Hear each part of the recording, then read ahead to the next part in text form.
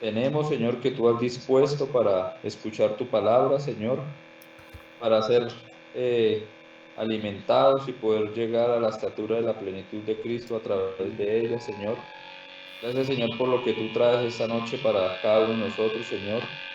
Gracias, Señora, porque aunque es un mensaje único, Señor, tú puedes hablar en maneras especiales a cada uno, Señor. Amén. Te damos gracias por el pastor Adolfo, Señor, que seas tú llenándolo de tu gracia, tu sabiduría, Señor, colocando en él las palabras que tú tienes para esta noche, Señor.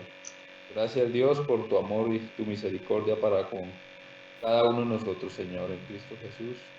Amén y amén. Amén. Muchas gracias. Bienvenidos todos. Les invito a que por favor abran sus Biblias allí en el capítulo número 7 de ese libro que el rey Salomón escribió que se llama Eclesiastés. Eclesiastés, cuyo nombre significa sencillamente el predicador, el orador, aquel que tenía una instrucción a partir de su experiencia, dársela a la humanidad entera. Eso es propósito de Dios, inspiración divina, y hemos venido avanzando en este estudio tan precioso. Y la parte fundamental de todo este contexto es que el rey Salomón vivió todo lo que quiso y todo lo que obtuvo, pues lo hizo con gran sacrificio y con mucha industriosidad y con mucho trabajo, pero llegó a la conclusión sabia de que todo ha sido vanidad, todo. No le encontró sentido a la vida y a todas sus luchas y a todos sus logros y a todos sus encantos que en la vida obtuvo, porque todo lo estaba haciendo sin tener justamente a Dios en cuenta de todos los logros que estaba adquiriendo. Y habíamos observado que finalmente Dios es el que nos da, cuando le reconocemos las cosas preciosas que de su mano obtenemos, la capacidad de disfrutar de ellas. Dios nos da esa capacidad preciosa para disfrutar de cada una de sus bendiciones. Hemos llegado a este capítulo número 7 y el rey Salomón sigue haciendo contrastes entre lo que es la sabiduría y lo que es la insensatez. Así se llama, contraste entre la sabiduría y la insensatez.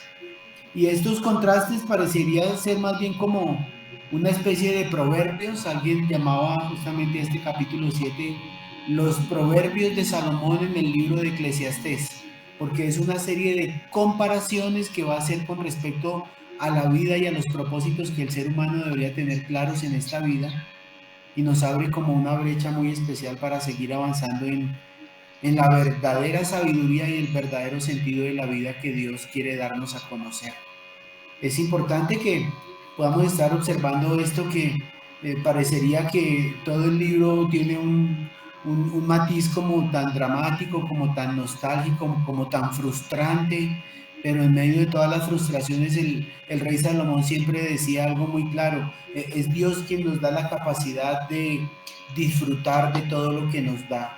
Es Dios el que nos dice: beban, coman, disfruten, porque todo cuando viene de la mano de Dios es justamente para ello, no para que vivamos en preocupaciones y para que vivamos en este tipo de afanes. Damos la bienvenida a la familia Bellojín. Gustavo, buenas noches, Dios te bendiga. Una bendición esta noche por estos lugares.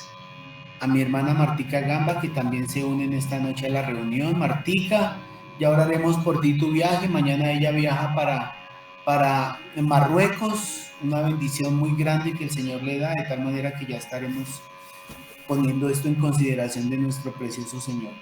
Capítulo 7, Eclesiastés. Contrastes entre la sabiduría y la insensatez. Dice así la palabra de Dios. Vamos a ver del versículo 1 al versículo 14. Mejor es la buena fama que el buen ungüento, y mejor el día de la muerte que el día del nacimiento. Mejor es ir a la casa del luto que a la casa del banquete, porque aquello es el fin de todos los hombres, y el que vive lo pondrá en su corazón. Mejor es el pesar que la risa, porque con la tristeza del rostro se enmendará el corazón. El corazón de los sabios está en la casa del luto, mas el corazón de los insensatos en la casa en que hay alegría. Mejor es oír la reprensión del sabio que la canción de los necios, porque la risa del necio es como el estrépito de los espinos debajo de la olla, y también esto es vanidad. Ciertamente, la opresión hace entontecer al sabio, y las dádivas corrompen el corazón. Mejor es el fin del negocio que su principio. Mejor es el sufrido de espíritu que el altivo de espíritu.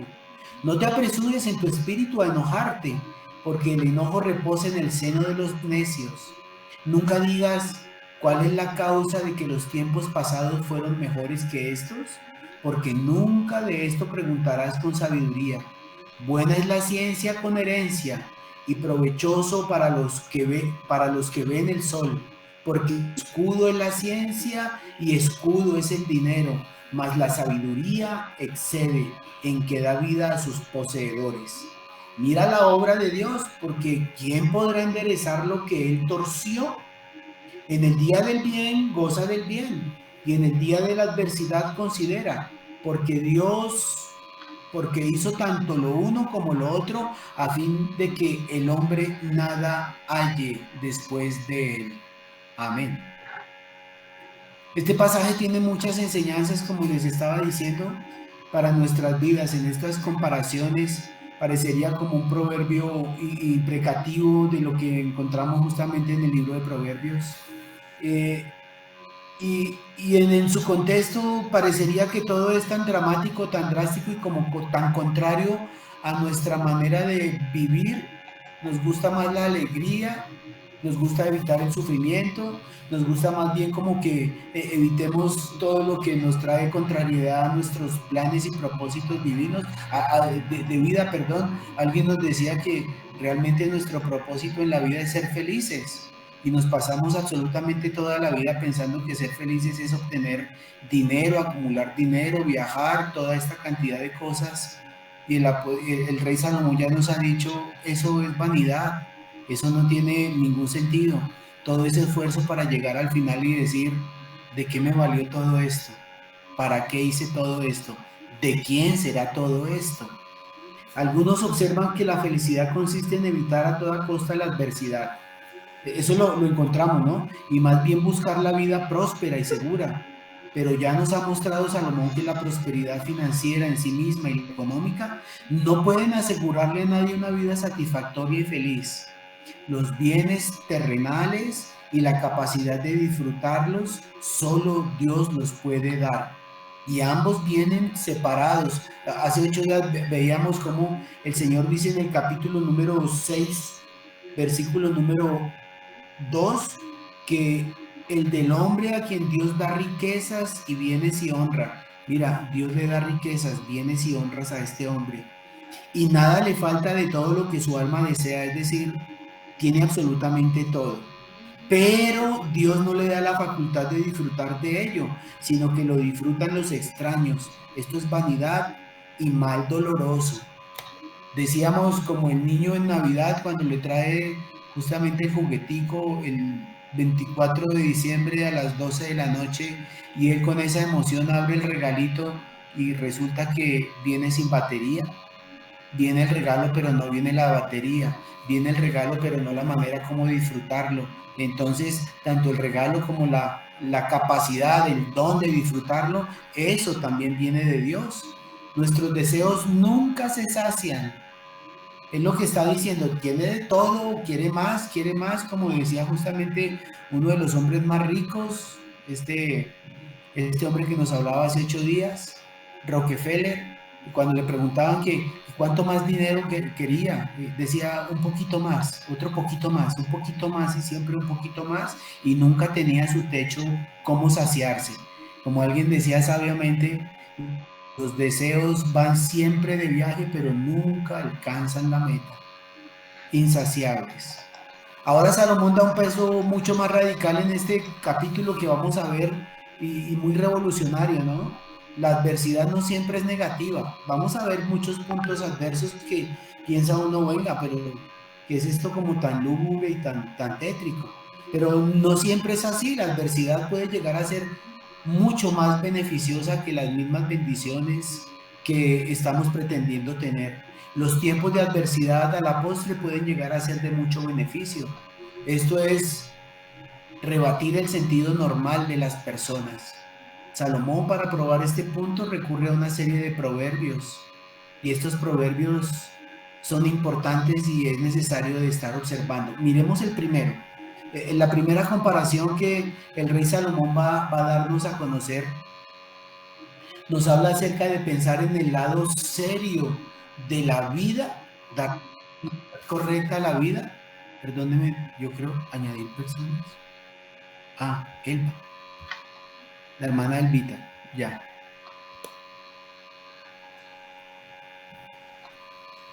Buenas noches, hermana Elba, estoy en el capítulo 7 de Eclesiastés. La primera comparación está en el versículo 1 y 2, dice el versículo 1, mejor es la buena fama que el buen ungüento y mejor el día de la muerte que el día del nacimiento. Lo que me está diciendo en este versículo es que hay que pensar en el lado serio de la vida, incluyendo el hecho incontrovertible de la muerte. Es mejor vivir bajo ese concepto que tomar la vida con la ligereza y superficialidad que uno generalmente lo toma. Hay personas que no les gusta hablar justamente de la muerte, es como si al hablar de ella la estuviéramos llamando, ¿no? Y eso es como estar viviendo en negación, dado que es una condición que definitivamente todos enfrentaremos tarde o temprano y de alguna manera. Eso es parte de la realidad y eso es parte de la vida. Entonces, dice la palabra del Señor, mejor es la buena fama que el buen ungüento. Empezando por este versículo tan precioso, en el Antiguo Testamento nosotros conocíamos que justamente los ungüentos y los perfumes eran costosos, eran suntuarios, y eran usados justamente por el contexto en el que ellos se encontraban.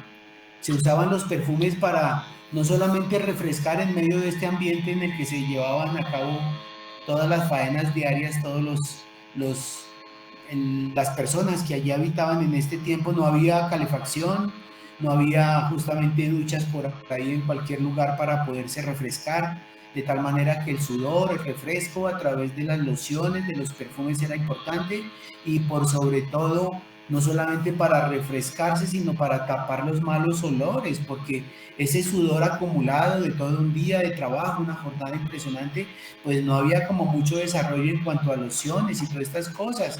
Entonces aquí me está hablando de ese ungüento, y era costoso. De hecho, Judas lo reconoce así cuando llega esta mujer con ese perfume de alto costo en un vaso de alabastro y lo riega a los pies del maestro y unge sus cabellos, y él se enoja, es por el costo de ese perfume. Dice, ¡qué desperdicio! Obviamente no lo estaba haciendo por el desperdicio de ellos, sino por el valor que implicaba, y que su corazón estaba justamente entregado a la avaricia, a la codicia, al tener, ¿no? Es por ello que Judas se enojó en ese tiempo. Es ese desperdicio que dice la palabra que nos enseña. Ese perfume era de alto costo, por eso aquí está diciendo que es mejor la buena fama. Es mejor la buena fama que el buen ungüento. Proverbios 22:1 dice algo precioso. De más estima es el buen nombre que las muchas riquezas, y la buena fama más que la plata y el oro. Buena fama. Es más valioso tener una buena reputación que tener un buen perfume, mis preciosos hermanos. Aunque llegar a tener un buen perfume es mucho más fácil que tener una buena reputación. Ese es el punto que Salomón nos está tratando aquí, ¿no? No requiere de mucho esfuerzo echarse loción por la mañana y salir de casa oliendo bien rico y bien delicioso, impactando el aroma a su alrededor. No es de mucho esfuerzo, pero con el tiempo y con el paso de las horas, pues ese olor se va a estar yendo, se va a evaporar. No hay mucho esfuerzo en echarse esa loción por la mañana y salir de casa oliendo bien. Ese acto parece mejorar tu paso por este mundo. Es relativamente fácil, pero sumamente superficial. El perfume solo puede ser de ayuda con el mal olor externo, pero su impacto será temporal y no sirve de mucho cuando el carácter del hombre está podrido. sepulcros blanqueados, decía el Señor Jesucristo, por fuera están muy bonitos, pero levanten la tapa y se darán cuenta la putrefacción en la que se encuentra. Por eso está diciendo que es mejor la buena fama que el buen ungüento. Mientras que el carácter, la buena fama, es esencial de la persona y no meramente una mejora cosmética y superficial. El carácter. Esta mañana hablaba por allí en el centro con los muchachos diciéndoles: el Señor está buscando hombres que sean sobrios, que sean serios, que sean prudentes, que sean sanos en la fe, sanos en el amor, sanos en la paciencia, una estructura de un carácter que realmente brinde total confianza y que finalmente esté exhibiendo el carácter de Cristo. Esa es una buena fama. Eso es algo que se va adquiriendo con el tiempo, mientras que el perfume se puede ir evaporando en cualquier momento. Pero sigue diciendo en ese versículo 1, mejor el día de la muerte que el día del nacimiento. Parece que estuviera diciendo, es tan dura y tan fatigosa la experiencia de la vida que mejor es cuando uno se muere y finalmente se descansa. Como decía yo cuando pequeño en un velorio, escuché ese dicho que dice: dale, Señor, el descanso eterno, brille para él la luz perpetua. Como que al llegar en el momento de partir para la eternidad se encuentra el descanso, como que es mejor el día de morirse que el día del nacimiento. Pero Salomón realmente lo que está comparando son dos momentos significativos de la existencia humana. El texto no está sugiriendo que es mejor morirse que nacer. De hecho, para morirse es necesario nacer. Entonces ahí ya aparece una contradicción. De hecho, es necesario primero nacer para morirse luego. Salomón compara el día del nacimiento por un lado, cuando todo el mundo recibe su nombre. ¿Saben que cuando nacemos nos colocan un nombre? Pero hay una canción que dice: costumbres, viejas costumbres, el día que nacemos nos cuelgan un nombre y no nos preguntan ni por qué. Pero ese nombre es muy significativo. Y muchas personas dicen: cuando ese niño nace, ahí va a ser un gran ingeniero, va a ser un tremendo médico, va a ser alguien importante. Ese nacimiento parece que se le abren todas las posibilidades de una vida preciosa, pero la muerte es cuando queda confirmado lo que es la vida, lo que significa realmente, que se confirme lo que la palabra determina, ¿no? Es mejor el día de la muerte que el día del nacimiento. Dice la palabra, tiene por delante este niño que se le ha colocado su nombre todas las posibilidades, pero el día de la muerte es cuando queda confirmado lo que es la vida, lo que significó realmente. ¿A qué me refiero? Ustedes recuerdan que Judas, uno de los discípulos del Señor Jesucristo, lo traicionó, y Judas es un nombre muy bonito. Judas significa alabanza, viene de la tribu de Judá, alabanza. Pero este hombre, justamente con su testimonio, tenía un buen nombre, pero murió convirtiendo su nombre en algo que no era nada honorable. De hecho, era algo vergonzoso. Nadie quiere ponerle como nombre a su hijo Judas, o Herodes, o alguno de esos personajes que realmente desacreditaron y dejaron por debajo su propio nombre y su propia conducta. Por ejemplo, caso contrario, Jacob, ese es suplantador, pero al final de su vida terminó siendo alguien con otro nombre que mostraba que pudo cambiar de ser un suplantador a ser el príncipe que pelea con Dios, los propósitos divinos. Pero es mejor el día de la muerte, cuando se evalúa ese hombre y ese nombre a quien se puso, qué hizo con su vida y cómo terminó en su carácter, que el día del nacimiento. Eso es lo que el Señor, a través del rey Salomón, nos está diciendo. ¿Qué fue lo que hiciste en tiempos de tu vida? Verso 2. El verso número 2 dice: mejor es ir a la casa del luto que a la casa del banquete, porque aquello es el fin de todos los hombres, y el que vive lo pondrá en su corazón. Muy usado por aquellos que vamos con alguna regularidad allá a los funerales. Y está diciendo algo muy claro: es mejor ir a la casa del luto que a la casa del banquete. Esto es totalmente contrario a la inclinación de la mayoría de las personas que conocemos, ¿no? entre ir a un partido de fútbol e ir al funeral. Vámonos al partido de fútbol, pues ya el doliente, el muerto al hoyo, el vivo al baile. Es como la manera que estamos pensando. Es la inclinación normal, es ir mejor a la casa en donde se está celebrando algo antes que ir a un funeral. Pero Salomón nos dice que es mejor ir al funeral. ¿Sabe por qué? Porque nos recuerda algo de suprema importancia, mis hermanos, que nuestra vida tiene una fecha de expiración, que terminaremos en aquel lugar con donde se encuentra justamente ese féretro y hay una tumba que también nos espera. Esto parece doloroso, qué tema tan escabroso, con una noche tan fría y esto como tan lúgubre el mensaje, pero es la verdad. Alguien decía que cada funeral anticipa el nuestro. Alguien decía que nuestra vida es temporal y pasa más rápido de lo que quisiéramos, y eso es verdad.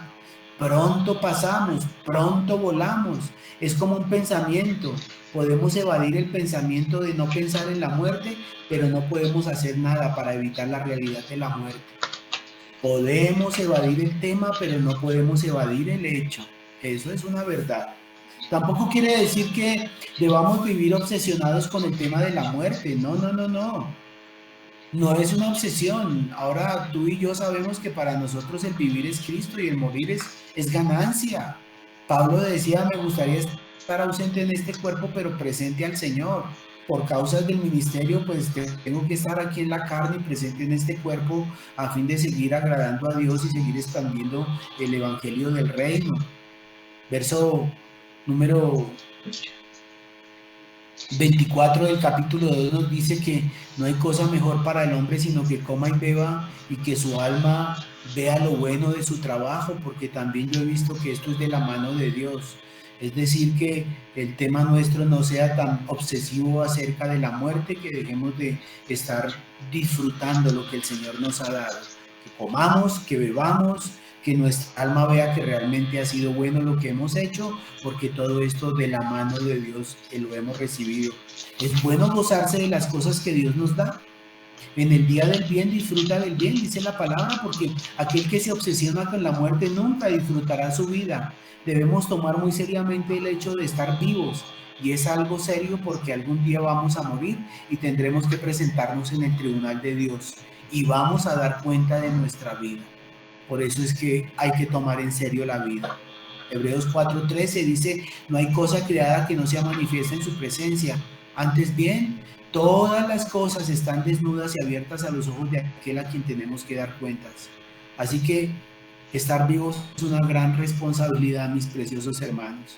Moisés decía en el Salmo 90, verso 2, enséñanos de tal modo a contar nuestros días que traigamos al corazón sabiduría.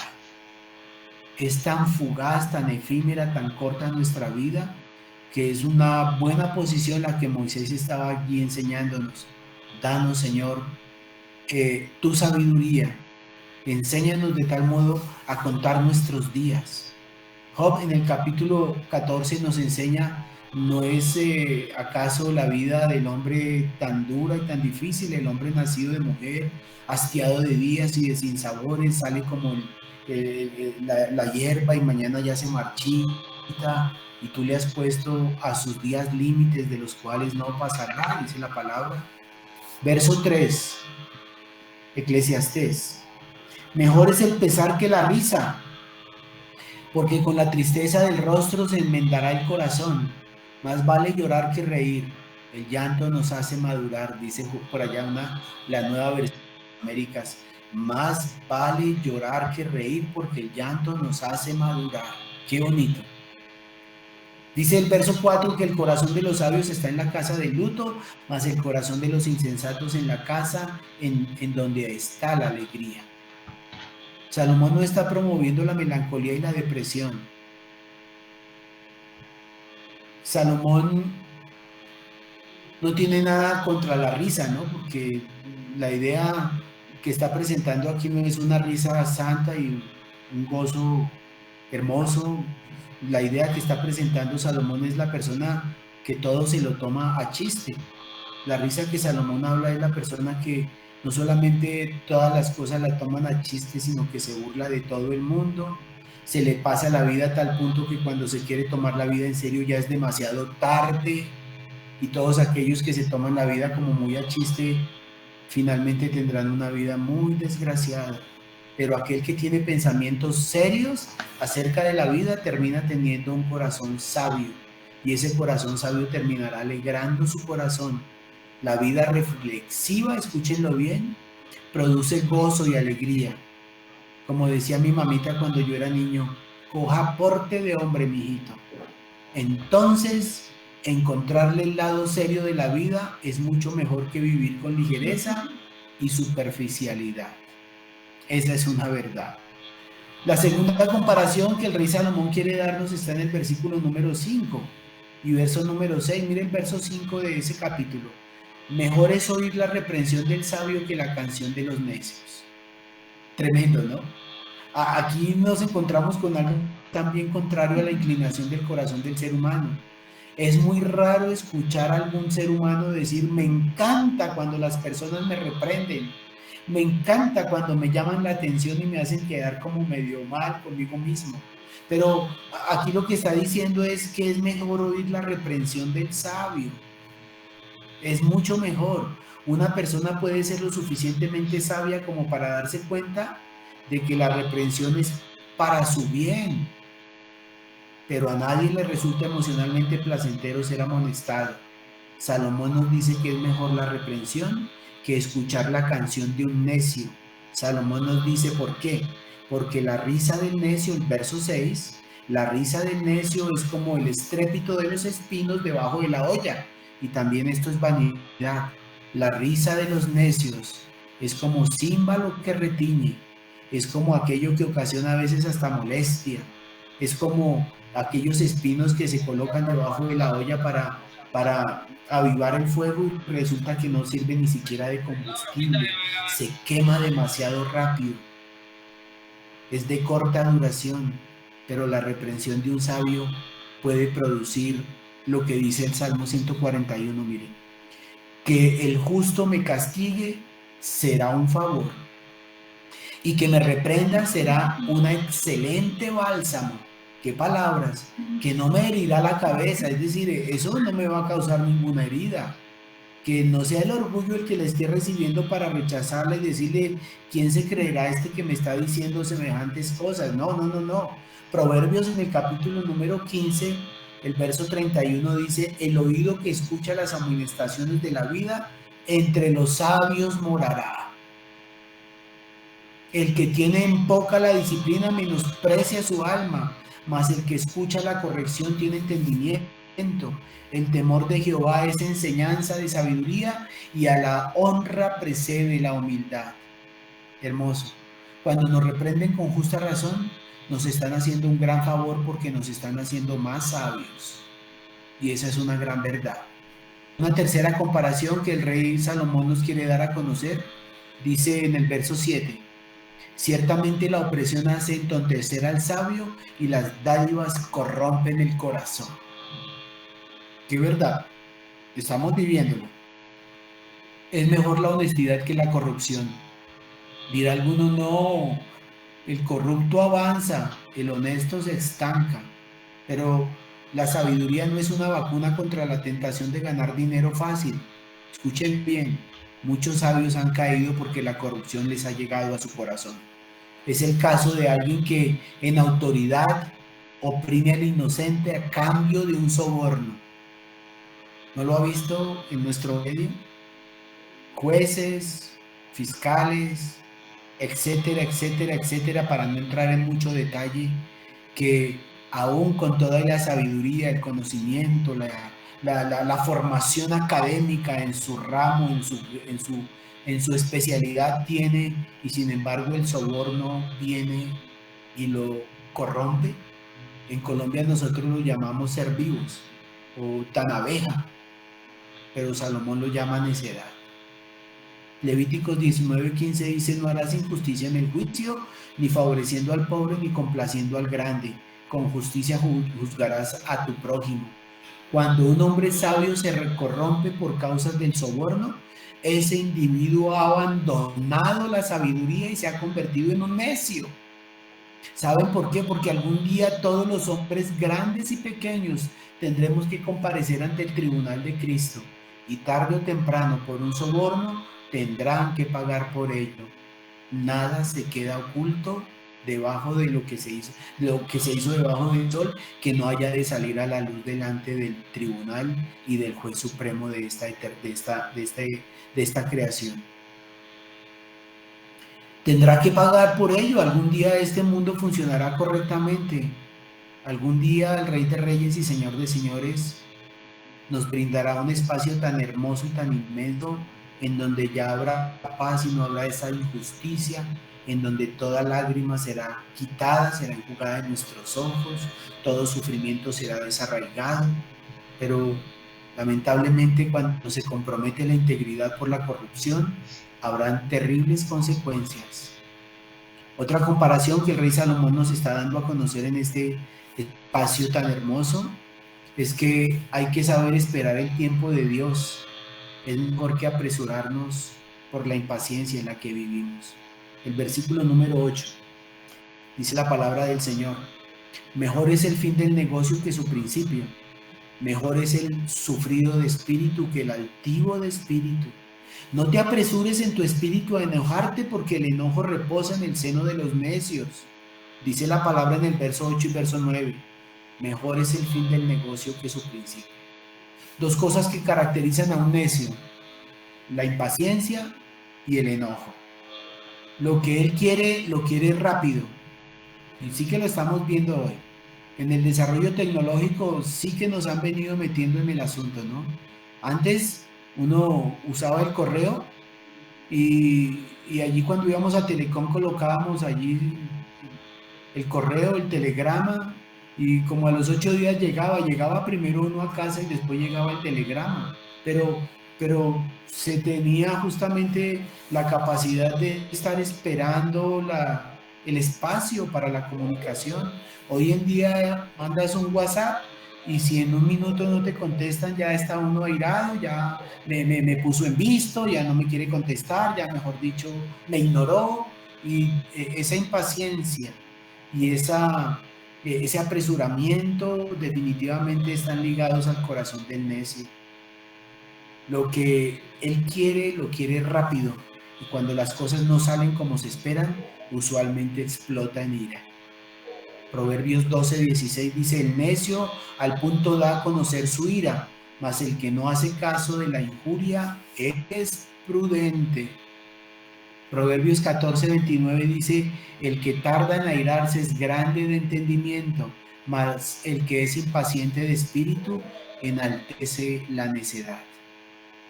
En el negocio que nos está diciendo el negocio, el necio se aira, se impacienta, pero el sabio espera tranquilamente en el Señor, pone los resultados en las manos de Dios.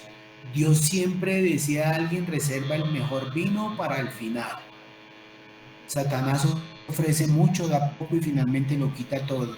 Pero el Señor realmente nos da lo mejor para el final.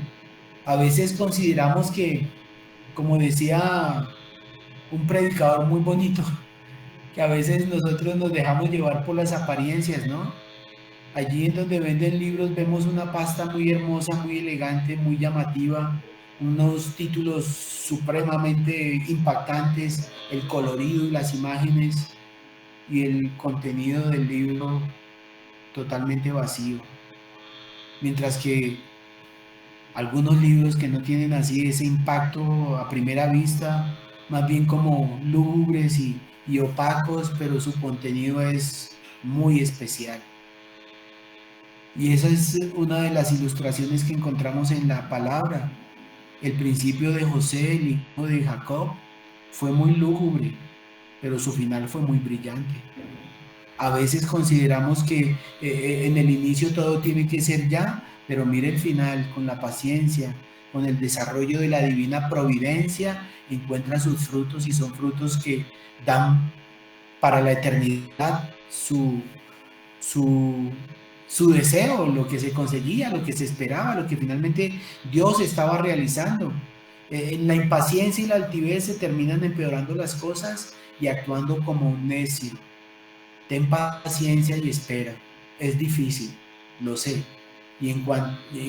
Cuánto hoy más en este día, en este tiempo de tecnología, nos impacientamos por eso, ¿no? La ira es una alarma que nos indica que le estamos dando a algo una importancia indebida. ¿Notas eso? Es una alarma, es como una manera en que el Señor nos dejó aquí algo dentro de que, ¿por qué te airaste? Reflexiona en ello. Hay algo que lo que te está molestando es lo que realmente está mostrando lo que tu corazón tiene. Hay una importancia indebida a lo que nos está airando. Estamos dando algo le estamos dando demasiada importancia a aquello que nos está colocando en esa proporción, ¿no? Nadie se aira por lo que no le importa. Así que cuando nos airamos, hay algo funcionando en el corazón. Es una idolatría funcionando allí. Hay algo a lo que le estamos dando demasiada importancia. Pero otro aspecto de la ira es en cierto momento en la vida en la que nos creemos ser más sabios que Dios. ¿Por qué te airas? Porque las cosas no están saliendo como tú quisieras, pero las cosas sí están saliendo como Dios quiere que salgan, y eso es lo más importante. Y Él es más sabio que nosotros. Eso es no confiar en la providencia de Dios. Si eso estuviera en mis manos, yo lo hubiera hecho mejor, dice, mejor a mi manera. Y qué mayor necedad pudiera haber que esa, creerme más sabio que Dios. La quinta comparación. La realidad de hoy es mejor que la nostalgia de ayer. La realidad de hoy es mejor que la nostalgia de ayer. Versículo número 10 dice así: nunca digas, ¿cuál es la causa de que los tiempos pasados fueron mejores que estos? Porque nunca de esto preguntarás con sabiduría. Esto es verdad. Hay personas que viven obsesionadas con el pasado. Nosotros muchas veces nos preguntamos cómo tuvimos una infancia, una juventud más bien sana como la que estamos en este momento viendo, cómo la generación la está viviendo, ¿no? Y pensamos que nuestra generación fue mucho más benéfica, más sana, más especial, pero finalmente estamos viviendo simplemente los tiempos que estamos viviendo, porque en todo el Señor, en su divina providencia, lo ha venido orquestando de esa manera. Hay personas que realmente, como decía, viven obsesionadas con el pasado, sobre todo cuando se experimentan dificultades en el presente, cuando no nos agrada lo que estamos viviendo actualmente, ¿sí? Dice, esa época dorada en la cual algunos añoraban volver a entrar, volver a tener, tenía también problemas similares, o quizás peores a los que estamos viviendo ahora.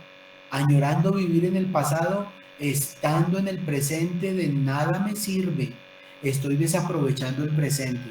En la providencia de Dios nosotros nacimos en esta época, no en otra. Es esta época en la cual debemos servir a Dios. Las generaciones anteriores de creyentes tuvieron que sufrir sus propias circunstancias y adversidades. Hoy estamos sufriendo las adversidades que nos corresponden, pero tanto a ellos como a nosotros, la gracia del Señor siempre nos ha ayudado a sobrepasar aquellas circunstancias por las que estamos pasando. Nosotros debemos de recibir también las cosas que estamos viviendo, porque este es el tiempo en el que la iglesia está actuando, y es el tiempo que Dios tiene para ti, para mí, para la iglesia. Ese es el tiempo. Por eso dejemos la obsesión de las nostalgias del pasado y vivamos el presente, siempre enfocados en aquel que se encuentra sentado en su trono, aquel que nos tiene un lugar de eminencia. Bendito el Señor. La sexta comparación. La sabiduría es mejor que la riqueza, verso 11. Y esto tampoco parece que fuera como muy creíble en esta época, ¿no? Pero la sabiduría es mejor que la riqueza. Buena es la ciencia con herencia, dice el verso 11, y provechosa para los que ven el sol. Pareciera que este versículo está diciendo que buena es la ciencia, pero acompañada de una herencia. Pero lo que el versículo realmente dice es que la ciencia es tan buena como haber recibido una herencia. La ciencia es tan buena como haber recibido una herencia. Miren lo que el siguiente versículo, que es el 12, dice: porque escudo es la ciencia.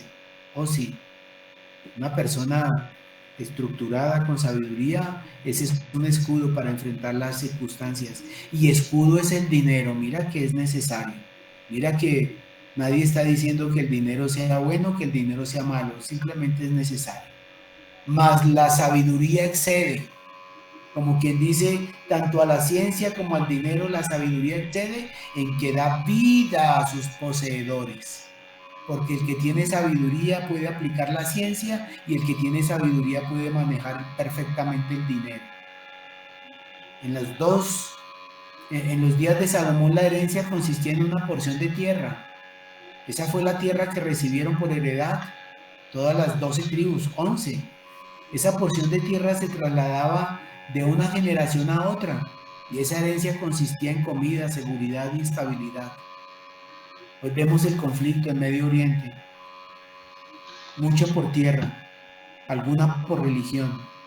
Finalmente alguien me decía, es tan antiquísimo el problema en Medio Oriente que no se trata de religión ni de tierra, se trata es de la verdad versus la mentira, las tinieblas versus la luz, Dios versus Satanás. Esa es la guerra que se ha librado desde Génesis y es la guerra que seguimos librando hasta el presente. Esa estabilidad, esa seguridad, esa comida como la herencia que recibían por la tierra los israelitas, la encontramos hoy en el Señor cuando nos dice que nuestra herencia es Dios mismo, porque Él nos dio las arras de su Santo Espíritu para confirmarnos que hay una herencia que nos espera grande, gloriosa, inmarcesible en los cielos. Esa es la herencia, nuestra herencia es Dios mismo. O sea, es bueno recibir una herencia, es verdad. La María Antonia siempre llega a esta hora. Bendito Dios. Buenas noches, María Antonia. Es bueno recibir una herencia. Cuando dice la palabra en el verso 12, escudo es la ciencia y escudo es el dinero, pero tener sabiduría es mucho mejor. El dinero puede perder su valor o nos lo pueden estar robando, pero la verdadera sabiduría conserva su valor y no la pierde. La persona que tiene riquezas pero carece de sabiduría suele despilfarrar su fortuna, pero la persona que tiene sabiduría sabrá cómo usar la riqueza. La sabiduría es como un refugio para aquellos que la obedecen, pues de mucho mejor protección es que el dinero. Por otro lado, el dinero nunca podrá señalarle al hombre cómo reconciliarse con Dios. Nunca el dinero podrá decirle cómo alcanzar la vida eterna. Más bien, escuchen bien, el dinero puede convertirse en un tremendo obstáculo para reconciliarse con Dios y hallar la vida eterna, porque el dinero se convierte en un ídolo. El amor al dinero es la raíz de todo tipo de males, decía el apóstol Pablo. Y la séptima y última comparación, el contentamiento es mejor que un espíritu quejumbroso. Qué bonito. Nos quejamos tanto, pero el versículo 13 dice, mira la obra de Dios, porque ¿quién podrá enderezar lo que él torció? Tú notas que aquí lo que está diciendo es que fue Dios quien torció las cosas que están torcidas. Imagínate uno echándole la culpa, pero es lo que está diciendo justamente este versículo precioso. Bueno, no pude. No siempre es mejor lo que a simple vista parece mejor.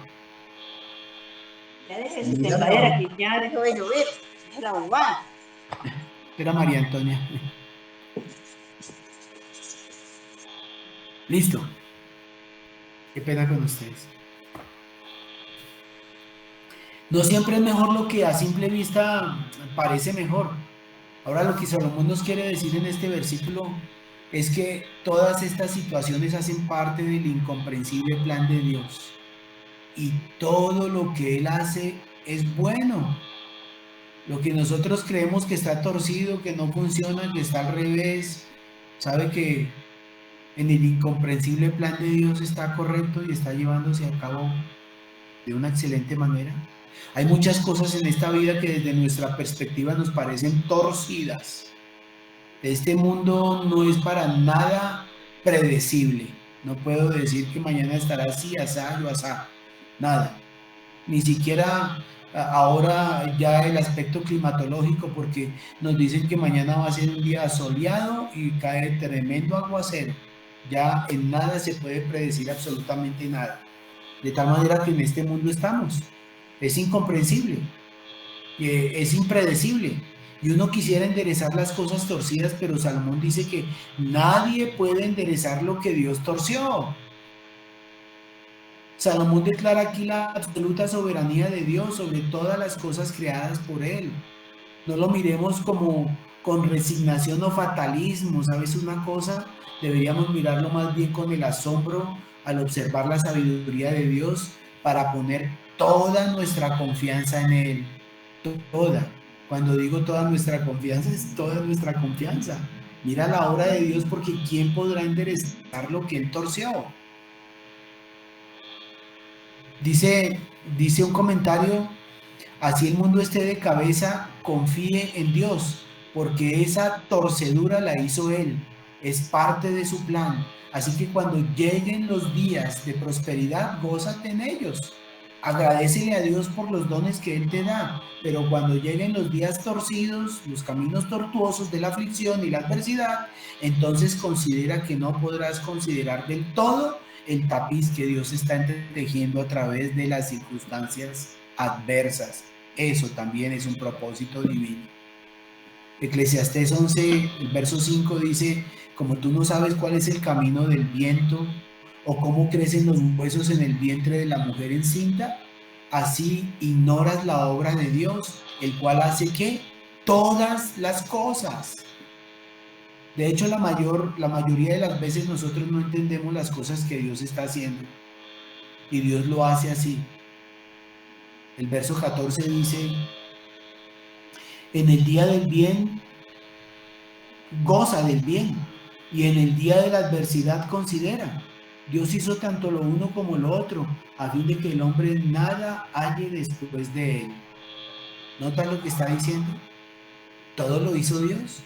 Podemos estar confiando plenamente en Él. A veces consideramos que querer hacer ver nuestras limitaciones para que nunca caigamos en el error es para que nosotros confiemos solamente en la sabiduría de Dios. Según la teología de la retribución, si te portas bien, te irá bien. Eso pensaban los amigos de Job, mientras que a los malos les debería de ir muy mal. Pero en el mundo real hay muchos buenos que les salen las cosas muy mal, y hay muchos malos e impíos que les salen las cosas muy bien. Ese es el mundo real en el que vivimos, mi hermano. Ese es el mundo real. ¿Qué aprendemos de este pasaje que el rey Salomón nos ha venido compartiendo? Que los pensamientos de Dios están por encima de los nuestros. Eso dice Isaías, ¿no? Mis pensamientos no son vuestros pensamientos y mis caminos no son sus caminos. No podemos entender del todo a Dios, pero siempre podemos confiar en su sabiduría. Eso es verdad. Siempre podemos confiar en su bondad. Eso es una gran verdad, porque Él ha manifestado tanto uno como otra de las cosas. Sobre todo en la cruz del Calvario nos ratifica que podemos tener toda confianza en su bondad, en su misericordia y en toda la plenitud de su sabiduría, porque si hay algún lugar que derrocha y que derrama sabiduría abundante es justamente la cruz de Cristo, porque allí al Dios Todopoderoso le dio y le plació enloquecer la sabiduría del hombre con la muerte cruenta y el sacrificio de su propio Hijo en la cruz. A Dios, que se le hace hombre para recibir el castigo de nosotros, el castigo que nosotros merecíamos. Allí hay una inmensa sabiduría. En la cruz del Calvario me está hablando de esa inmensa sabiduría que el Dios Todopoderoso nos está enseñando. No puede un Dios que ha entregado a su Hijo en una cruz estar jugando con nosotros. Yo no lo creo. La buena fama, a pesar de ser buena, no nos lleva al cielo.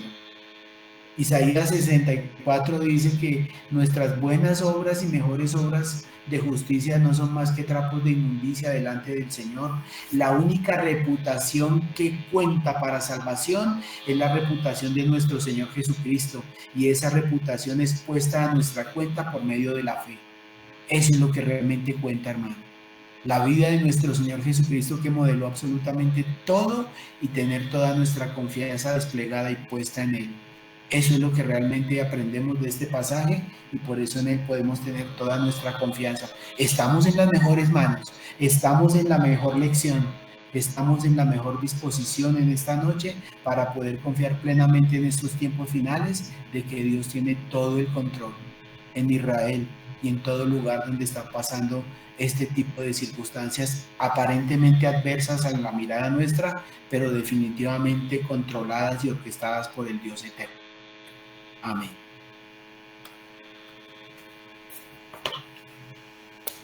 El hermano Orlandito, ya les voy a decir lo siguiente. Quisiera que oráramos en primera instancia, mi hermana Elvita, para que oremos por mi hermana Martica, que viaja mañana a Europa, y que el Señor la lleve con bien y la proteja en su viaje. Por favor, Elvita, oremos por ella. Padre Celestial, muchas gracias por este tiempo que hemos tenido, Señor, reunidos. Qué bendición tan grande, Señor, aprender cada día más de tu palabra, Señor.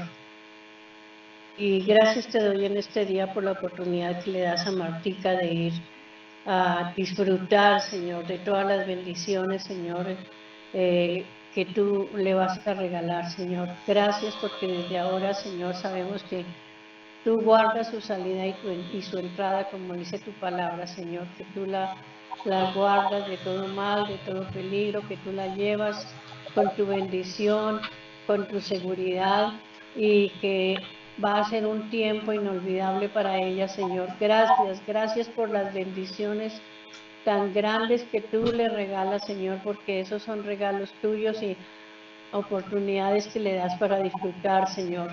Gracias, Padre Santo, por la vida de Martica, porque la vamos a extrañar, pero sabemos que tú la vas a traer con bien y con bendición, Señor, y que tu paz, que sobrepasa todo entendimiento, la va a guardar y la va a llevar en todo lo que ella esté disfrutando, Señor. Gracias, Padre Santo, por estas bendiciones y por todo lo que tú estás haciendo día a día, Señor, en nuestras vidas, en el nombre de Jesús. Amén. Gracias, Elvita. Dios te bendiga. Quiero pedirle a mi hermano Gustavito, hermano Gustavo, si estás allí, que oremos por favor por todo este conflicto en el Medio Oriente, para que el Señor sea entresacando todo ese tapiz que viene ejecutando y gestando en su divino y perfecto plan. Por favor, Gustavito, oremos por Israel, por el Líbano, Irán, Irak, todos estos actores.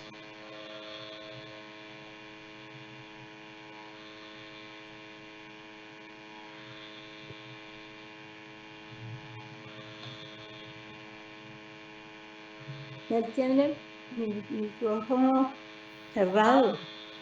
Lo tiene abierto, pero no sé, de pronto no le esté saliendo ese sonido, Martica. Gustavito, ¿me escuchas? Ya, ahí te escuchamos. Ahora sí. Listo. Bueno, Padre amado, te doy gracias por este tiempo que hemos tenido, un momento tan especial delante de tu presencia y recibiendo la unción por medio del pastor para recibir la palabra de Dios y también creer lo que está pasando, Señor, estos tiempos que son tiempos tal vez de cumplimiento profético. Estamos en tiempos donde se evidencia, se manifiesta que Medio Oriente es prácticamente un medidor de lo cercana que está tu venida, Señor, también. Sí. Pero sabemos que tienes cuidado de ellos, Señor. Sabemos que hay tu propósito y tu voluntad para salvación de todo Israel.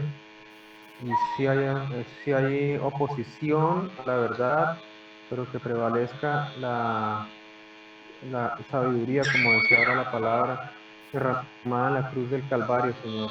Sea el tiempo perfecto para que cada uno de los que han de ser salvos, aún en ese remanente, reciban en este tiempo, Señor, la verdad de que tú eres la única salvación, la única necesidad a suplir en toda esta nación, Señor, que es tuya, que será salva. Y aún los que no son de Israel, los que están del otro lado, que